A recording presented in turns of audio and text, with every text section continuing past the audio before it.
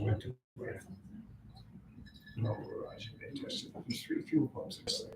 Because the dudes were the first 2 okay, the last one. Ladies and gentlemen, and children of all ages, welcome to Shake It Up on Canuck Tunes Online Radio, broadcasting live from Hamilton's own club, the Cat and Fiddle, corner of John Street South at Augusta. This week's special guests, Chris Wheeler, Bend It Like That, and the Ruddy Ruckus. Now, our host, who thinks television is a medium because anything well done is rare. Here he is, Mr. Famous Framus. Woo! Thank you so much, Mr. Gary Greenland. Mr. Soundman, how are you, sir? We're very well for the new year. Welcome to 2025. Happy New Year. Happy New Year indeed. Holy cow. Great to be back. Indeed, and the Cat and Fiddle, always a great time. Still the center of the musical universe. It's still the center John of the and musical. Augusta.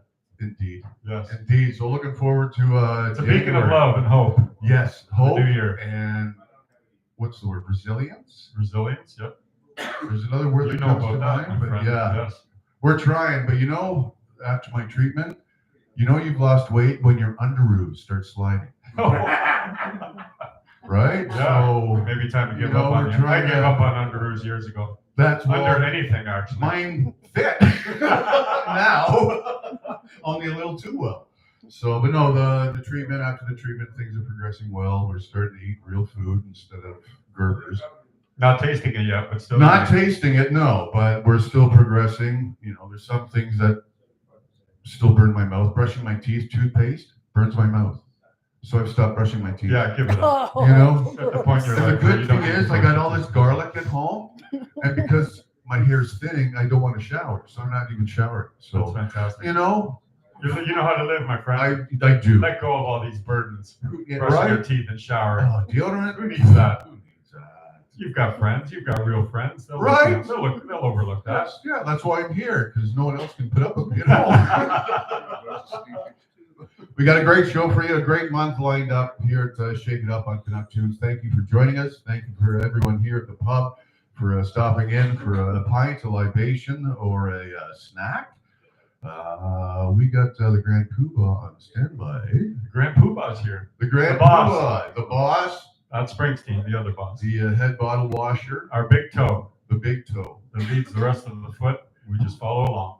Right. Please welcome the proprietor of the Cat and Fiddle, Mr. Alex Patry. Here comes the man. Hey, brother. Nice having you. Yep.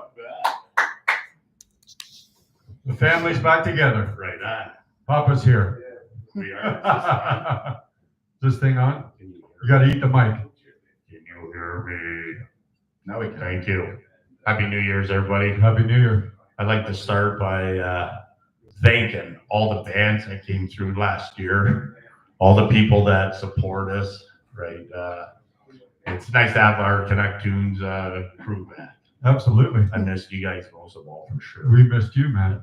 So it was busy. We got through Christmas and New Year's. It was awesome, and we appreciate it, right? So anybody out there listening, I know I haven't been returning a lot of calls for. I haven't even started booking bands yet. Just this month, I do have a couple things going on, right? But because of personal things going on between the pub and at home, right? We just haven't had enough time in a day to really sit down and look at it, and of course you'll be helping me get through that. Absolutely, this coming week, like it's been our kitchen staff has either been injured or sick, so injured. Yeah, Ty's been working doubles, right, in the kitchen and at the pub, right? So that's been tough. So it's been a little bit of a challenge this month, but we'll get through it. Oh yeah, we'll get through it. Yeah, that's when you pull your socks up. Ty, 26 years old, never had to work a day in his life. Right? So now he's making up for it. Now he really knows. He knows now what it's like to work, right? And here I was going to volunteer to peel potatoes. Ty, yeah, okay. Ty goes home. He's still a mommy's boy. He'll lay on her lap and she'll twirl his hair, right? Make him feel good.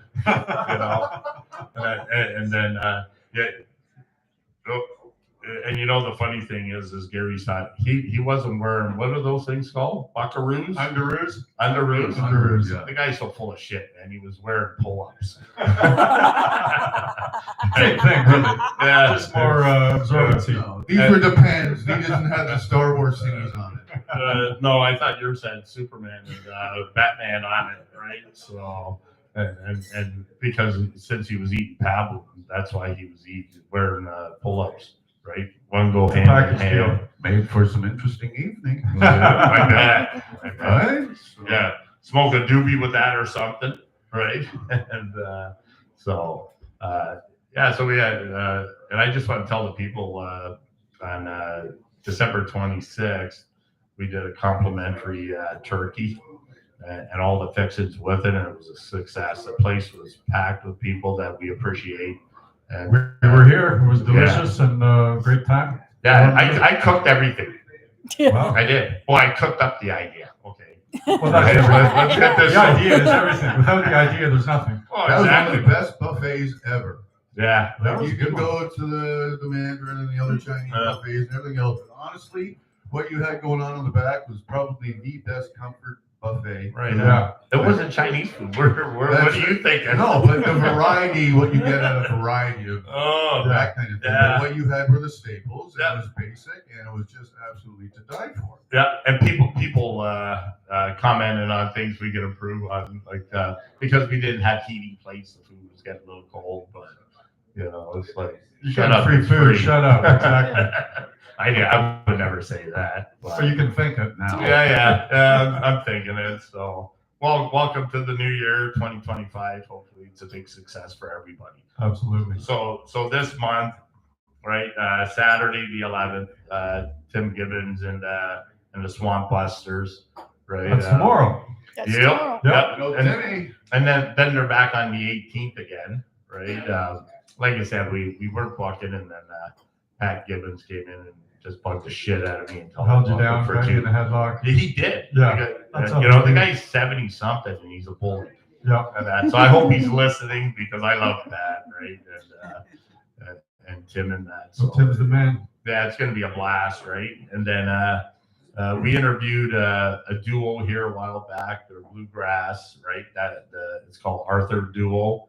They're going to be playing here on the 26th, and they're great. It's a Sunday afternoon, right? They're awesome, right? Nice and laid back afternoon. Nice. And that, so It's Sunday kind of music, for sure. yeah, and then our homegrown Irish band, or actually Celtic, we like to call them instead of Irish.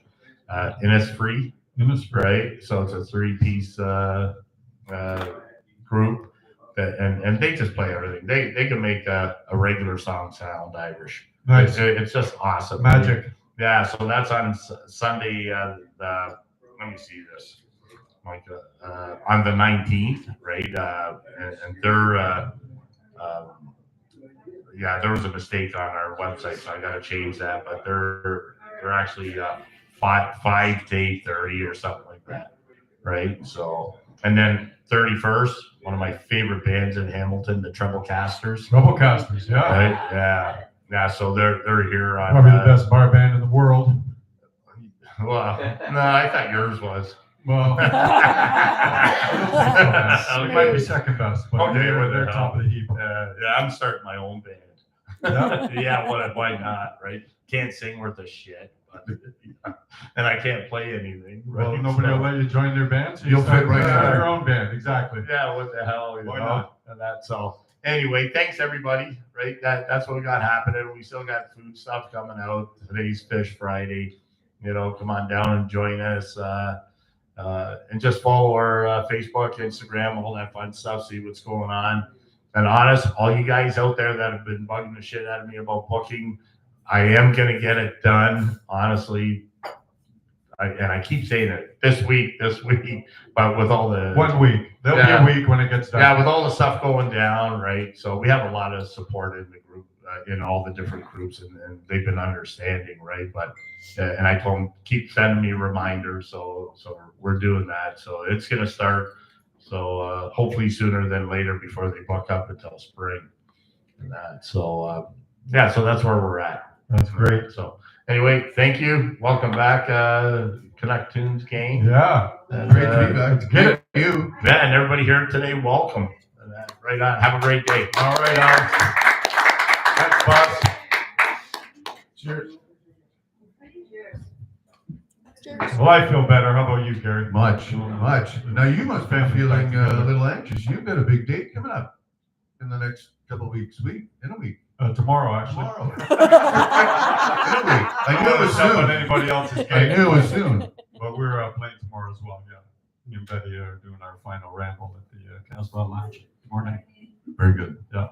How's the new album selling? New album is flying off the shelves. Nice. Perfect. Not really. It's not on any shelves. But I bring it. I brought some today. Actually, I bring it everywhere I go. I bring a few. So, but it's getting out there. Yeah. Released a couple singles on the streaming platforms. I've made. I actually owe them 37 cents. But once I sell a few more, I'll get above zero. There you go. Any plans for coming up in the next few months? Just playing a few shows here and there around town, and that's it. Doing Connect Tunes, Shake It Up Radio every Friday. And Sorry, I don't mean to take over your job. with you guys. Excellent. So another great week set up, as I mentioned earlier. Let's get on with it. Let's get on with it. And we're going to bring up our first guest. Shall we? Super talented. Put your hands together for Ruddy Ruckus, everybody.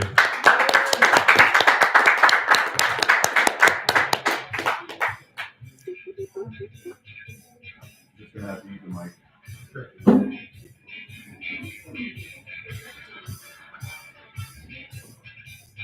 Welcome Welcome.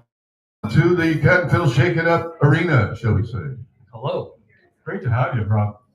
You are the impetus, the creative force, and genius behind Ruddy Ruckus. You're the man. I guess so. I think that's where things kind of started, and then over time, the other guys became more and more, I guess, important to the decision making and the creative process. And Right. but where it kind of all started is it was situations very similar to this, sort of a lot of open mics. Right. Yeah, absolutely. A lot of Wednesday nights at the Baltimore House. Oh, great spot, man. The Yeah. Baltimore House. Missed that place. So the idea of it was, I was inspired a lot by, a lot of the Celtic punk bands. It's a sort of evolution from my high school love of Southern California punk bands. Like Blink 182, those kind of that kind of stuff. Yeah, Blink 182. Green Day. Yeah, exactly. I love Green Day. Listen to a lot of Blink 182, even on the Canada side, Sum 41. The Billy Talent, those For were all sure. in the regular rotation. When I was about 18, I started getting more into the fiddle music, and that's kind of where it started. I was kind of in a breakup with my old band, Coletta Black, and as the band was sort of going through the process of realizing that we wouldn't be able to stay together, I was still writing songs. I still wanted to continue, and that's what kind of led to sort of the inception of the Ruddy Ruckus. Nice. Yeah. Well, why don't you throw a tune our way, and then we'll chat some more about who you are and how you got here. Sure. Okay. I think this is a good crowd, and maybe I'll play. Sorry, I just want to make sure I know the rules. Am I allowed to swear? Absolutely. Oh, okay. I wasn't sure. I prepared a couple different things, but I'll play one of the first Ruddy Ruckus songs that I ever wrote, and it was very much intended for this style of locale. Right. And so it's called "It's a Shithole That We Call Home." Yeah, I was going to ask you about that song. I listened to that this morning. Yeah, so there you go. Very fitting. You're starting out with it. All right, so let me kick it off, and maybe we can talk about it. Fantastic. Okay. All right.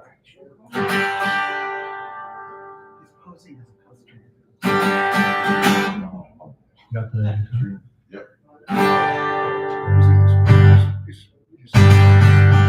As I lie here alone, a lamp on my bed, I count all the days that you've been in my head, all the times that we shared and the wars that we fought.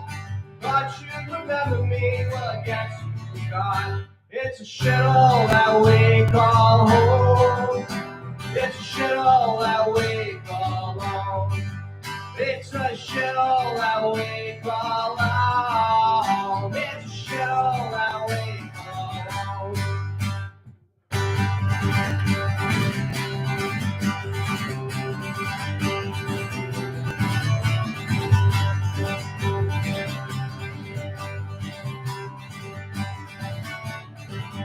The sidewalks and truck runs, the lighter than a shirt.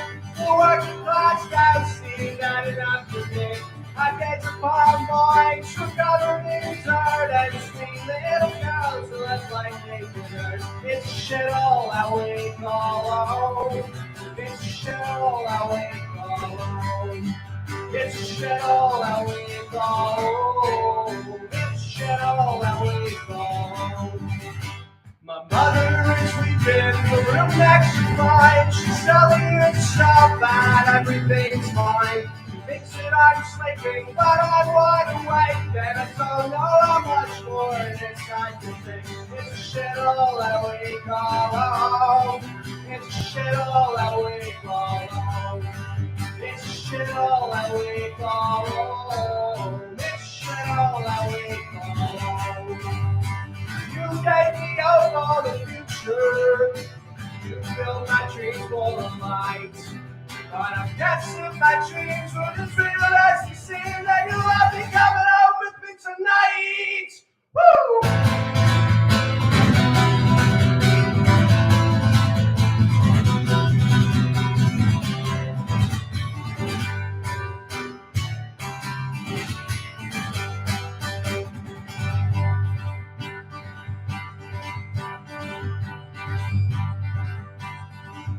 This life is as hard as a show nor a brick. Home is all that's filled in with shit. My undercrowd squandered through every day. The sins makes the heart grow, at least that's what they say. It's a shithole that we call home. It's a shithole that we call home. It's a shithole that we call home. It's a shithole that we call home. It's a shithole that we call home. It's a shithole that we call home. It's a shithole that we call home. It's a shithole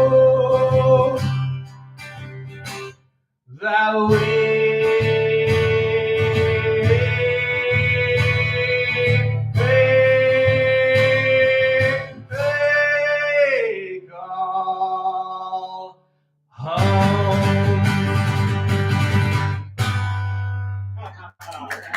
Yeah.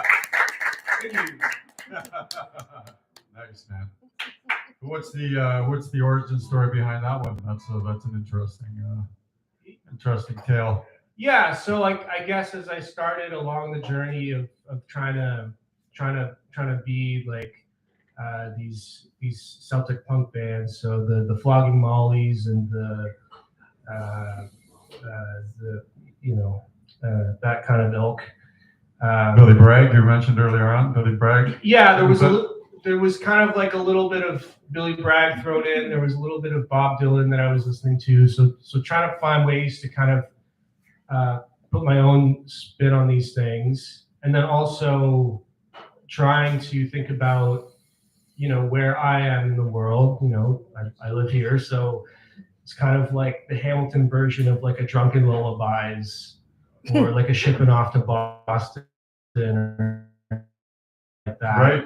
And so the song, I think, was very much inspired by my life experiences, where there were times where I would move away from Hamilton for a job or for one reason or another, and I would always feel out of place, and I'd always feel like I didn't belong wherever I was moving to. And I always had this sense of like, well, I have to like return. And it's everybody knows, living in Hamilton is it's an interesting kind of world to be living in. Yes. In a lot of different ways. And so I think what I wanted to say is, like, even though something that somebody might not find appealing or something that's a bit wordy is actually, you know, it can be very meaningful to you, and it could be something that brings a lot of value to who you are as a person. And so, like, the song is like kind of tongue in cheek, like, you know, there's all these horrible things going on, and, you know, it's all sort of doom and gloom, but at the same time there's kind of this sense of like, well, there's still something about it that, you know, you want it to be better. It's ours. Yeah, it's fucked up, but it's ours. Exactly. It's full of bad attitudes and beautiful souls. And there's so many ways that you can look at that. You can look at that in terms of a family. Sure. You know, we just went through the holidays, and everybody has a particular experience going through that, whether they be good or bad. Probably a bit of both. Yeah, exactly. And it's those kinds of things that I kind of want to talk about and sort of to riff on. And yeah, it's become very clear to me that this is my home, and I'm not going anywhere. Right. And I can't, like, I feel like the tension in my body it's like I can't not be here. So yeah, that's basically like what it's all about, I guess. For sure. Yeah. Within that, like we were talking about, that punk folk style of the urgency, acoustic music at an urgent pace. Yes. To get that story out, and it's hard and fast and loud and with passion. Yeah, when I started the Ruddy Ruckus, I wanted something that was in heavy contrast to sort of the singer-songwriter, like, normal sort of, Yeah. like, I gave myself a cherry. Yeah. And smash the guitar. Yeah, exactly. Everybody's gone to, like, the slow acoustic nights, and, you know, a lot of earnest and a lot of Totally. I felt the exact same way when I started as a solo artist. Yeah. I categorized myself that way too. Yeah. Punk folk, like, it's acoustic music, but it's smashing you in the face while it's doing it. Yeah. I always felt if the songs were good enough, if the performance was genuine enough, you'd have a crowd reaction that was more genuine than somebody like, oh, that's kind of a nice number. And there's a place for the melodic, kind of nice and finger style and nice singing acoustic. Like, there's room for all of it, but I understand where you're coming from when you say, like, that's not me. Yeah, exactly. Like, I wanna rip open my rib cage and get some stuff out on the table. But even if I'm just carrying an acoustic guitar as my weapon. Yeah. Right? Yeah, totally. Yeah, sure. I always felt that there was a way that you could, with one instrument, present like a whole band setup just by the way that you were playing and the intensity, and use it as a percussive, not only melodic note-wise, but percussive, because you're really smashing the shit out of it while you're playing it too, right? Yeah. It's almost like a drum and a guitar all at once. Yes. Yeah. Yes, exactly. For sure, 100%. Good stuff, man. You want to hit us with another one? Sure. Yeah, so I was doing some tunes earlier today, and I think one thing that's important to the story of the Ruddy Ruckus is to talk about a guy named Steve Parton. And Steve Parton was a very good friend of mine. He was the owner of Avalon Music Academy, and he gave me my first job when I was 14, I think, as a music teacher. I had no business being a music teacher, but he gave me a job. At 14? At 14. Wow. So when I was middle school, high school, I took a lot of music lessons. So a lot of guitar, a lot of drums, a lot of band classes, I think St. Paul's Church in Dundas. And that's where sort of like a lot of the teeth cutting happened, and a lot of the chops and playing with others sort of like. You had the passion early from puberty on, or even before that, you knew music was your thing? Yes. Yeah. I had other hobbies and other things that I wanted to do, and I just realized, like, doing them, I just wanted to be at home playing my guitar. So, so Steve at one point, you know, he was always very encouraging, but then along the way he got sick, he got cancer, And as he was going through treatment, I sent him a song that I had released or I'd been working on, and he said that song is a smash song. Nobody had ever given me that level of confidence before. Like, if I could do anything to support you in this song, I would do it, but I can't because I'm sick. And so what would end up happening is a few years down the road, Steve would sell his music school.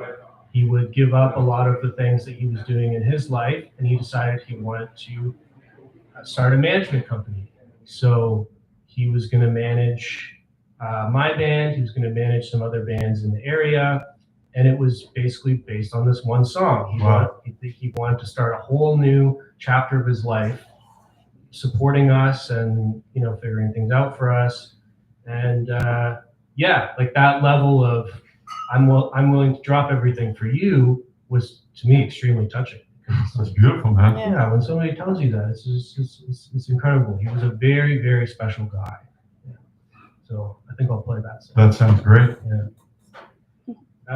Yeah. So this song is called You and Me.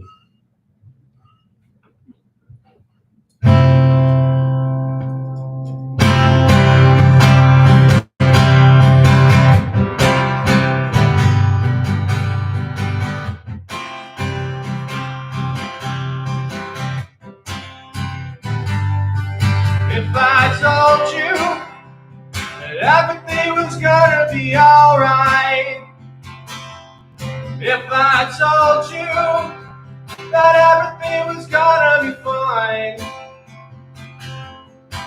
sometimes you think that I'm becoming your best friend, sometimes you think our love's coming to an end. And I'm still calling your name, I'm still feeling the same. I wish that it could be just you and me. If I broke down and cried out for you to come nearer, in Scotia, spark a light that makes the road clearer. Sometimes I think that I'm becoming your best friend.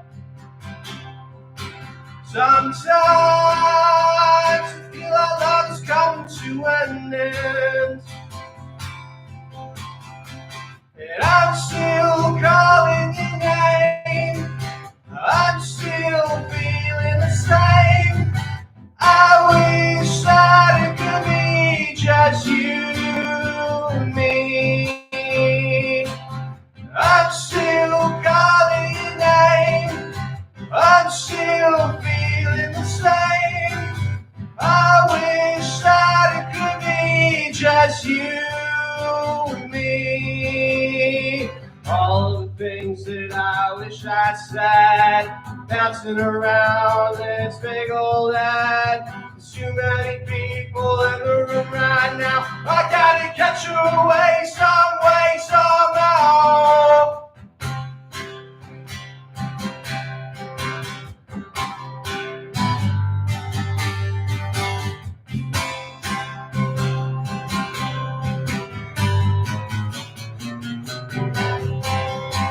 And I'm still calling your name, I'm still feeling the same.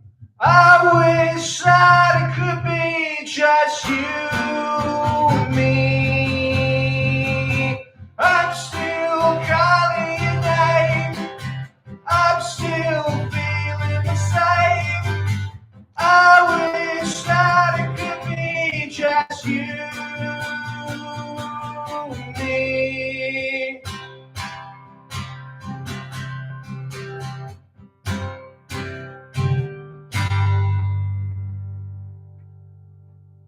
Yeah, beautiful.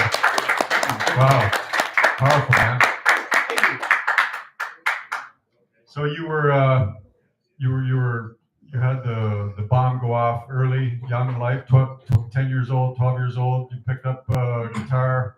What was it? Did you witness something? Did you hear somebody, see somebody? What was the what was it that hit the plunger and exploded that desire for music inside you? Do you remember? Yeah, I'll never forget it. It was, like I kind of mentioned earlier, I was very much into the Southern California punk rock scene.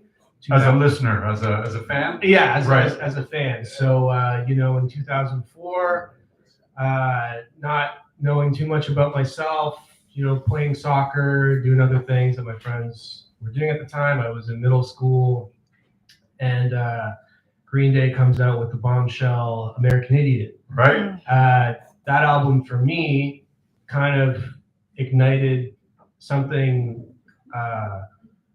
I don't know what it was, some sort of OCD or some sort of, some sort of mental Fixation. Something. You were. Yeah, so I would go home every day. So I got the album for Christmas. It was in a CD. My mom looked at the parental advisory sticker and she said, I don't know, let me give this a listen first, but never really got around to it. So I was bugging her, let me listen to this album. At the time, there were still music videos. So there was still Much Music, there's still MTV. So you saw the videos for American Idiot and other bands and things like that. You're like, oh, I want to listen to the rest of the album. So eventually I convinced her. I said, can I have a listen? She said, okay. So I listened to the first few tracks the first time. I was like, I don't really get it.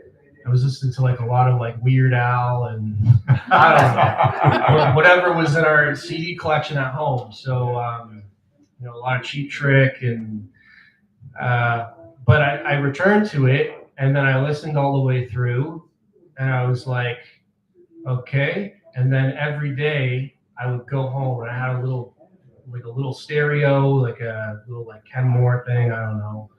I had a tape deck in it. And every day after school, I would go and listen to American Idiot. That was kind of the tradition. Right.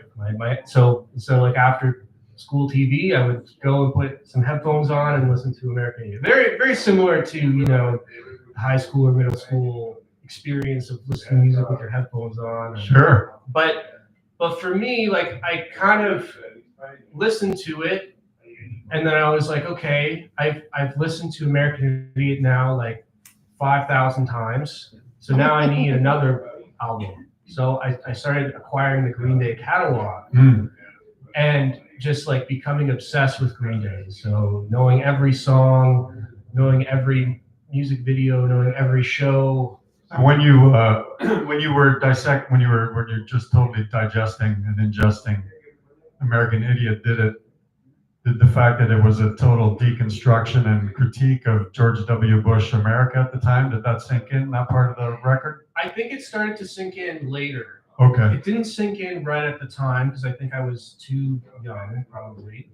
But, through that lens, you start to, at the time, a lot of it was... It was a very political record, yeah, absolutely. Yeah, and so you start to see things on TV. I would have a lot of political discussions with my dad, and suddenly those things were put into context by a critique of the things that you were seeing in the way that they were being presented. And so that kind of piqued the curiosity of, okay, like what other opinions are out there? What other things can I sort of absorb? And that's where I think the journey of music being more than just a hobby or more than something that I just kind of like to do into something you had to do. Yeah. It was a conduit for my human experience. You could explain human emotion through a song. You could touch somebody's emotional core in 3 minutes. And that was this very beautiful thing. You could tell the truth. Yeah. And so, becoming just absolutely obsessed with listening to that kind of music. And then in grade 6, I think it was, or no, I think it was grade 6. We had a chance to pick instruments in music class. Oh, okay. So at the beginning, I wanted to play the sax. I thought the sax was the coolest out of all the orchestra instruments, but there was only so many saxes to go around. And right. I had raised my hand up at an inopportune time.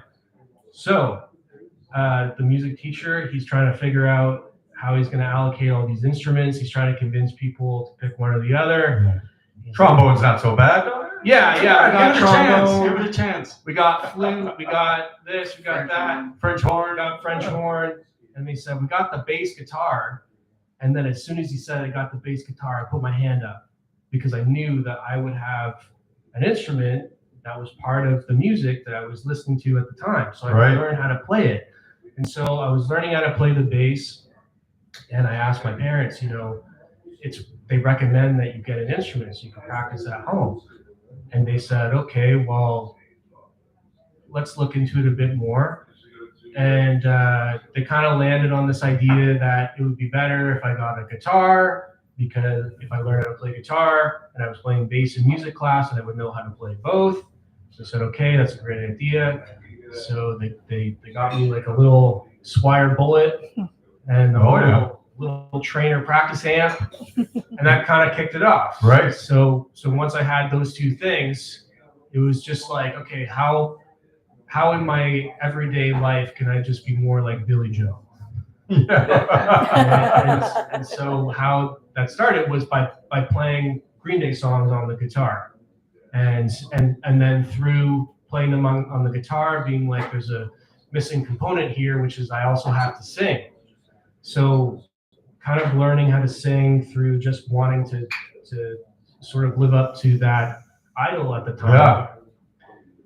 And eventually putting enough songs together, playing for a while. And there was this restaurant I grew up in Dundas. There was this restaurant in Dundas called Cook's Corner Bistro, and they had open mics there. And so one day my mom said, you should go and you should play some of the songs that you've been learning. I said, okay. So I went up on stage, half tie-dyed t-shirt and baggy jeans. Oh yeah. And I played 6 or 7 songs, like anything from the Ramones to Queen, by myself. And the person that ran the open mic, his name was Mark Dom, and he was a guitar teacher. And he was like, hey, I know you're getting lessons from somebody else, but you should have guitar lessons with me. And so through switching over to Mark, learning a lot more about singing and guitar. And then also he said, I also run these band classes. You should do the band classes because we need singers. I said, okay. So it was in the band classes that I met the other members of the band. Okay. Through relationships. And so Jackson Dory, he's the lead guitarist of the Ruddy Ruckus. He was in those band classes with me. And that's how we met. And his friend Patrick played the drums, and he's an excellent drummer. And so he joined the band later as a drummer. And and then our bass player G, we know him through another mutual friend who was in the band class. His name was James Gould. And so if I hadn't done, I guess like the moral of the story is like, you might start out in one direction, and that direction might seem like a very small degree change from what you're doing. Right. But that trajectory might lead you to a different life than you would have otherwise had you not done something. Because I could have said, I can't do those open mics. For sure. But if I didn't do that particular open mic, Yep. which was the busiest that they'd ever had, it was full of people, all of those people kind of like cheering for these songs, I never would have gotten the attention of Mark, who would have brought me in for the music lessons. And where we did the music lessons was Avalon Music Academy. So that's where we met Steve. Yeah. And everything was like not so much. Well, personally, I'm not like everything that happens is meant to happen, but I'm a big believer in that everything that happens is a chance for something else to happen. So you go through these doors, and then the next thing you know, there you are. You got your band, you got your people backing you through that journey, right? Yeah, I really like the idea of like preparation and luck is opportunity, I think, or something like that. I don't know. But if you you do one small thing, and that one small thing could lead to 10 other small things, and then Yeah, one of those small things leads to a kind of bigger thing, and for sure. that one bigger thing leads to a really big thing, and you don't really know where it's going to go, especially in music. And your own personal growth as an artist, obviously, along this journey, you're exposed to other people. There's something about an open mic that is such an all-enveloping, safe space. Everybody's rooting for everybody. You know, it's just like open mics are that's where everybody kind of gets a chance to kind of flower as an artist, to be realized. You know, because you have the guts to bring your thing in there. You're holding it. You're protecting your stuff, and then everybody's supporting you, rooting for you. So it allows you to open yourself up. You stretch your boundaries, right? It is a great opportunity of trial by fire. For sure. But it's not even fire. It's like a warm fireplace. Yeah. Right? Yeah, exactly. Yeah. It's kind of like my girlfriend and I just took a trip, like a cabin in the woods type situation, and no running water, just kind of like firebox and chimney to heat the cabin, whatever. And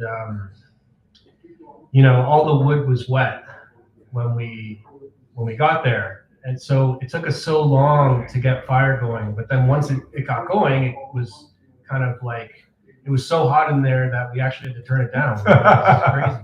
But an open mic is kind of like you are going into this firebox. The wood is relatively dry. You've got paper, you've got matches, you've got all the thing that you need, but you need that spark. Right. And if you have that spark and you're able to catch fire in an open mic type situation, that's how you know you're ready for the next. For sure. Whatever that might be. It might be like, okay, I want to put on a show and I want to charge people money to come. Yeah. Or I want to reach out to this band so I can open for them. And you know that journey, like as you kind of like are younger and kind of figuring it out, and then Absolutely. As you get older, you're like, okay, there's a certain way that you do things, there's certain routines, there's certain things that you got to prepare. There's a progression kind of that you go through. Yeah. But I always still circle back to the open mics. I still go to open mics regularly. I love them. Oh, they're great. Yeah. And you never know what you're gonna see. You never know what you're gonna find. Totally. And they could be a really great opportunity to tell somebody like, hey, you have something really special, and you should like continue like working on this. Or yeah, you're paying it forward. You're paying it.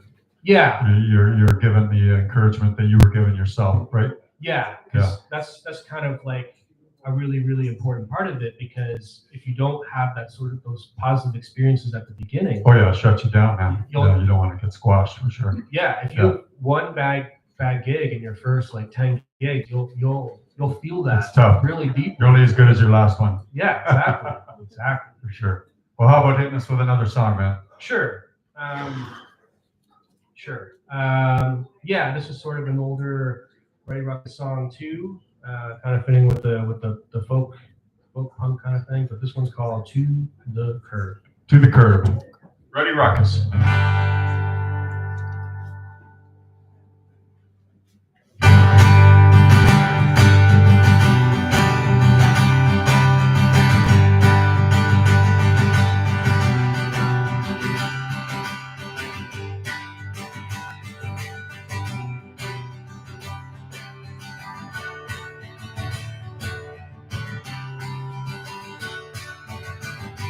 While you stand there with cigarette smoke coming out your lips, I remember when I used to be a tender, loving kiss. Those times are over, we're at the golden mirror's end, but I lie here all alone tonight, willing to pretend.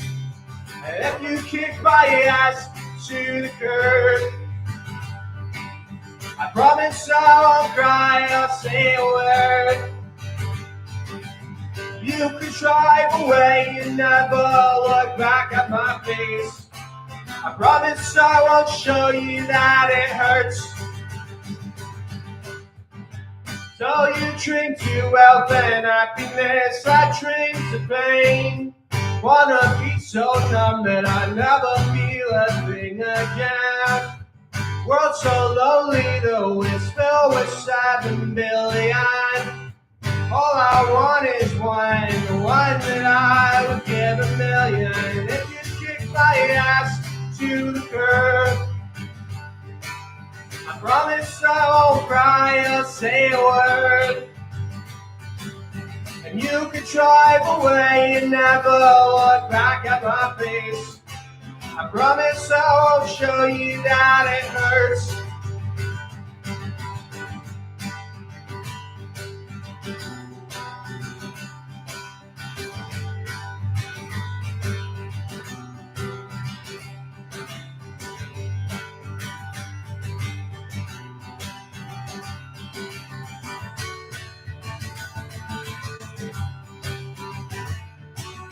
And if you kick my ass to the curb, I promise I won't cry and say a word. And you can drive away and never look back at my face. I promise I won't show you that it hurts. Nice. Thank you. Okay, all the Ruddy Ruckus songs, the band songs, do they all start with you acoustically at a table? You write the songs that way and then you bring them to the band? Is that how it works? It used to, and yeah, it was very much like that. At the beginning of the band, I basically needed a way to elevate a CD release party that I was having. So around kind of like, because I went to Mac for my undergrad, and when I was 18, I started doing Ruddy Ruckus performances with some of the early songs that I had written. So these three are really early Ruddy Ruckus songs. And you were Ruddy Ruckus. Yes. So it was like Rob Brown, Ruddy Ruckus. There's no difference. Yeah. It's the same sort of entity. Did you find it easier to inhabit that as a performer, to kind of take up that identity and let it fly, being Ruddy Ruckus as opposed to Rob Brown? Yes. Yeah. So like for me, like in my personal life, I'm actually like usually pretty shy. Right. I'm very introverted. Like something like this, for me, like naturally should just drain all my energy. But there's just something about like the adrenaline that really kind of like gets me going. Like it really helps me come alive. Well, that's the creative kind of, I got a theory about creatives. It's we're extroverted introverts with a superior inferiority complexes. Yeah, I would definitely subscribe to So once you get on the chair with the guitar, you can let it fly. that. It's hard to kind of explain to maybe people who haven't experienced that rush, but it's kind of like if in your normal life you're kind of like at kind of like half speed, and then like you get on stage and it's just like everything like kicks in and clicks. It's the real you. Yeah, it's the real you. Absolutely. So at the beginning it was me, just myself, but I'd written enough songs. I started doing some recordings at home, and I was like, okay, I have enough for an album. So I'm going to do the whole album by myself. I'm going to put it out, and I'm going to see what happens. And so through the process of deciding how to release the album, I realized I've been doing the just me thing the entire time, but this was a really special event. This was going to be like, very much a highlight in the Ruddy Ruckus's journey at that point. So I said, I need a live band. I need bass and drums. So I asked my friend Patrick, who was in a band called Allotrope, and Patrick was the drummer of the band class that I was in at Avalon when I left. Because eventually I left, I joined another band, and so he was brought in as the drummer. At that point, that band was called Out of the Blue. They changed it to Allotrope, and so Jackson and Pat, who are in the Ruddy Ruckus now, they were in Allotrope. And I was in another band called Quarter Black. So when I was looking to do the album release for the first Ruddy Ruckus album, I needed a drummer. So I said, okay, I will ask Pat. Pat was like, yes, I'm completely on board. I love this new music that you're making. Would love to be involved. I also asked my friend Christian, who was James Gould's brother. So Christian Gould and James Gould also played an allotrope, and they wrote for allotrope, and Christian played bass. So I thought, okay, this is perfect. We'll be a three-piece, really, really easy setup. You know, guitar, bass, drums. Power trio. Yes, we've got what we need. At the same time, I was working at the production company at McMaster, and my boss, his name was Jeff, and Jeff was like, he was a really nice guy, and he was like, on that day, do you want us to bring more PA in so that way you're really loud? And I was like, oh, you would do that? He's like, yeah, no problem. So they brought in subs, they brought in big speakers, and you know, so, and this was at the regular open mic that was at the Baltimore House. Oh yeah. So this was a Wednesday night. So we're really trying to pull as many people as we could. We did the show.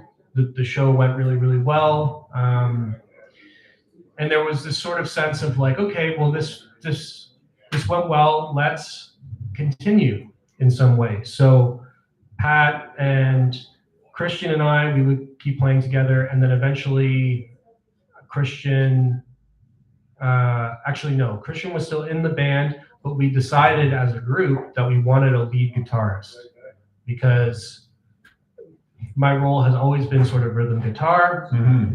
So we asked Jackson from Allotrope if he would join the band because at that point Allotrope had broken up. So it was myself, Pat, Jackson, and Christian.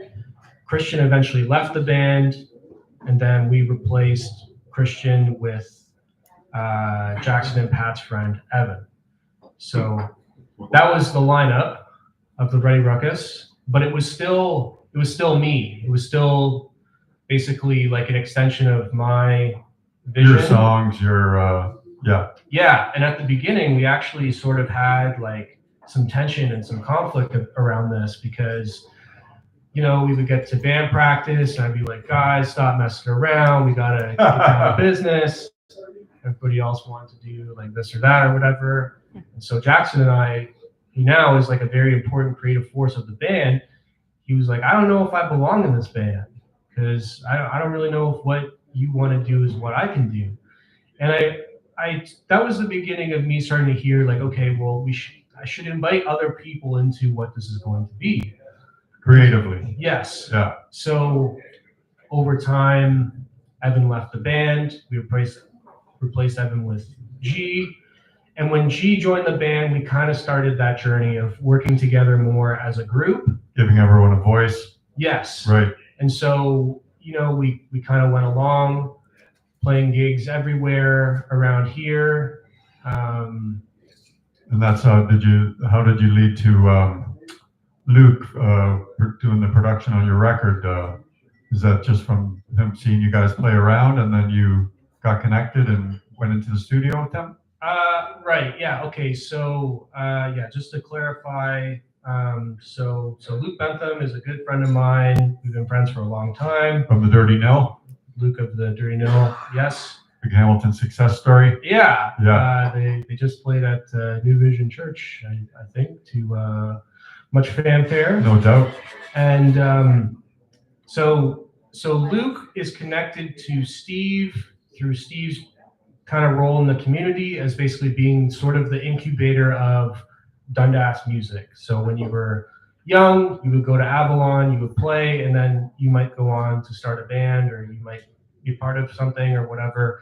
So Luke was kind of like, he was kind of involved around Avalon. I don't know if he ever went for lessons. I think he went for a few, but either way, him and Steve kept in touch because Steve also he ran a stage at the Dundas Cactus Festival. It was kind of like an unofficial sort of indie stage. Mm-hmm. And so the Dirty Nil would play there in the very early days. And so when, basically in 2020, we were working with Steve to coordinate a tour. So this was going to be the first Ruddy Ruckus tour. We were so excited. And basically, the strategy was, let's prove that we have some road experience, so that way later down the line we can tell people we've been on tour a few times. So the ultimate goal was to eventually get the band to New York City. That was sort of our big plan. So the start of that plan was an Ontario-Quebec tour. So Hamilton, or I guess maybe London to Quebec City and back. Right. So that was the plan. So What year was this? that tour was supposed to be May 2020. Okay. We all know where this story's going. So you know, Kibosh tour, we were kind of watching the news every day. I was at home fuming, trying to figure out how we do this. But at that point, everywhere is closed, so all the bookings are canceled. So we talked to Steve about it, and we're like, okay, what do we want to do? And we kind of came to the conclusion of, okay, let's take this time while we're all together, while everybody's here, to make some new recordings. So that way, when things open up again, we have new music to present to people. Yeah. And so what we did was, we started talking about this album. At the time, I was living on Main Street, like very close to Wentworth and Maine. So I had this kind of imagining of calling the album Wentworth and Maine to kind of mirror my experience of living there. And basically we started talking about it. We were like, okay, who do we want to produce it? We threw a couple names out. We met with a few people. Nothing really clicked. We wanted something that was really, really great. And so I think it was actually Steve who threw out the idea of asking Luke if he would be the producer on the album. And we met with Luke and he said, all right, I'm in, let's do it. And he'd never produced before. So this was his first foray into production. And we started pre-production with the songs that we have. We really narrowed down what we wanted to do. We cut a lot of parts out. And then through working with Luke, we met our good friend Vince Soliveri, who engineered the record. And then we just started recording. So we started recording at Boxcar Studios, which is not too far away from here. Cumberland. Yeah. Great studio. Well, it's a great record, man. Oh. I listened to it this morning. It's world class. Like the production, the songs, it's top drawer, man. Like great record. Well, thank you. Because the next decision after that was, who are we going to get to mix it? Because we were like, we want this to be really great, whatever it's going to be. So at the time, I was listening to a lot of, there's a band called Pup. They're kind of this Canadian indie rock, punk rock band. They became very successful, of the same sort of circle that the Dirty Gnome was playing in, for sure, earlier in their career. So there's a guy named Dave Schiffman, and he worked with Pup in the early albums, and I really like the sound of them. They're really, really gritty. It's a lot of distortion. It's a lot of analog gear. And I was like, that is the kind of sound that I want. So I told the band, I'm going to send him a DM, and I'm going to get him to work on it. And we sent him some songs, and he said yes. And so a lot of why it sounds that way is because of how he mixed it and how he understood the songs. And it turned out great, man. Like you say, like it's world class in every way. Every aspect. Well, thank you very much. I wish we had all day, man, to keep ruminating. But you want to play us out? You want to play one off the record? Okay, sure. What's one that I can do? Oh, okay. Here's one that's on the record. The song, this is also a really early Ruddy Ruckus song, but this is also one that's on that album. And it's about my grandfather. It's called Roy. It goes like this. Thanks for coming in. Ruddy Ruckus, everybody. Thanks for having me. All right. And the man who boasts our biggest strip slowly fade inside. Let it go, me girl, let it go, me girl. Can't you see that he's lost his mind?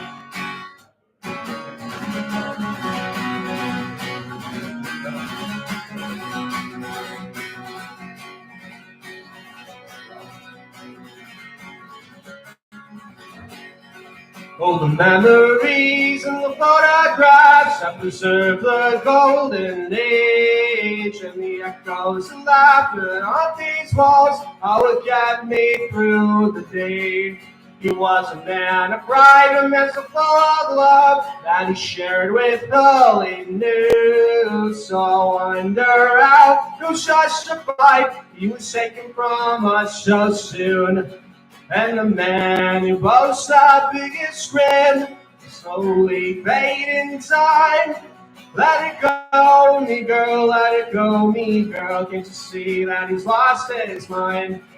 As the years went by, he showed a softer side as he hurtled to the end. Unbeknownst to us, it would come sooner than the expectations of his friends. It was a typical day, he went to drive away. Looked left before looking right into ahead. He looked upon a woman's face on the brakes with all her might. And the man who boasts the biggest grin slowly fade in time. Let it go, me girl, let it go, me girl. Can't you see that he's lost his mind?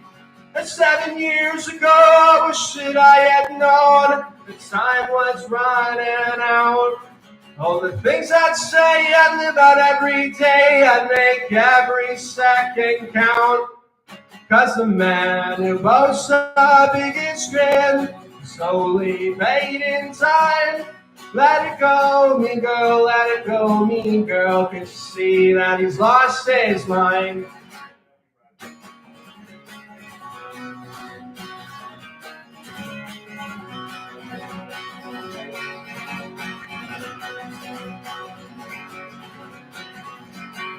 And as his eyes rolled back and basic functions failed, he forgot all of our names. That did nothing to stop his loving wife from visiting every day. And with the nurses round, she called him stories and placed her fingers inside his. If I didn't know what it meant before, now I know that's what true love is. And the man who boasts the biggest grin slowly fade in time. Let it go, me girl, let it go, me girl. Can't you see that he's lost his mind? And the man who boasts the biggest grin slowly fade in time. Let it go, me girl, let it go, me girl. Can't you see that he's lost his mind? Thank you, thank you. That is Rob Brown from Ruddy Ruckus, live on CanuckTunes.ca. We are broadcasting from the Cat and Fiddle, the corner of John Street and Augusta, downtown Hamilton. Don't forget, and I should have reminded everyone, we have a 50-50 draw. 3 tickets for $5. Get in on it. We can't win, though. We can't win, but we get the benefit of improving our equipment. Coming up next after the break, Bend It Like Beck. Please do not go away. You are listening to Shake It Up Radio, live from the Cat and Fiddle on CanuckTunes.ca. Thank you so much. That was great. Yeah, thank you. Oh, thank you very much. Yeah, really appreciate it. Who's here? Hold on, Bucks. How'd it go? Good, Heather? Good to see you. Just got in? Yeah. Hey, Lily, we keep running into each other, right? You following me around or am I following